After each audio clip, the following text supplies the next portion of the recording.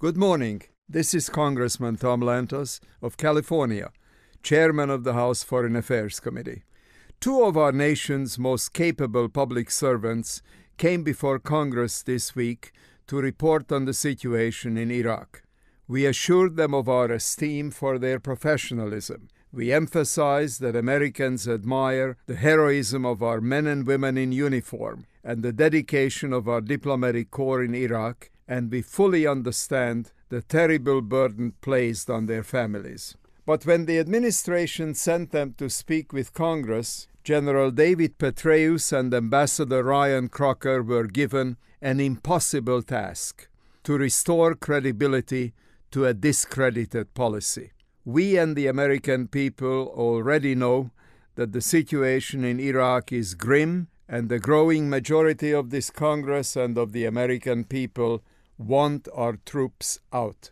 The administration's myopic policies in Iraq are deeply flawed. So is it any wonder that on the subject of Iraq, more and more Americans have little confidence in this administration? We can no longer take their assertions on Iraq at face value, and their latest assessment of the situation there contrasts sharply with the deeply pessimistic reports of the Nonpartisan Government Accountability Office and the Independent Commission on the Security Forces of Iraq, headed by retired Marine Corps General James Jones. Strategically, the escalation has failed. It was intended to buy time for Iraqi Prime Minister al-Maliki and the other Iraqi political leaders to find ways to move toward the one thing that may end this terrible civil conflict: a political settlement. As best we can see, that time has been utterly squandered. Prime Minister Maliki has not shown the slightest inclination to move in the direction of compromise.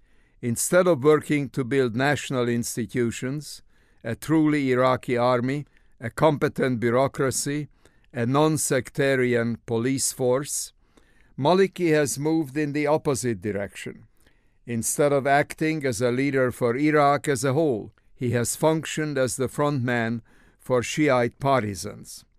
And he has presided over a Shiite coalition that includes some of the most notorious militias, death squads, and sectarian thugs in Iraq.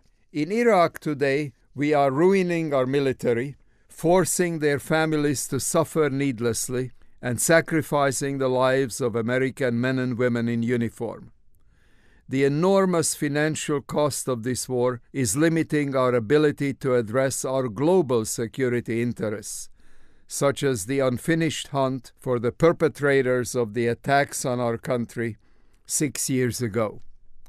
To win the war against international terrorism, we must stop frittering away our resources, military, diplomatic, and economic, on an endless religious war in Iraq.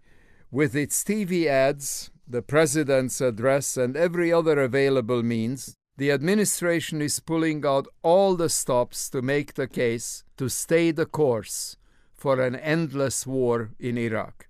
The war is also forcing us to give short shrift to pressing domestic needs, such as health care, crumbling infrastructure, and public education. These costs will be passed on to our grandchildren and beyond. We all heard the president on Thursday night. We can expect the administration to continue asking for more money, more patience, and more sacrifices from our troops, all in the belief that our continued intervention in Iraq will eventually bear fruit. But this approach is not a strategy, and Americans' patience with this war has run out. The United States needs a new direction in its policy on Iraq. The situation calls for a change of course. We need to get out of Iraq for that country's sake as well as our own. This is Congressman Tom Lantos. Thank you for listening.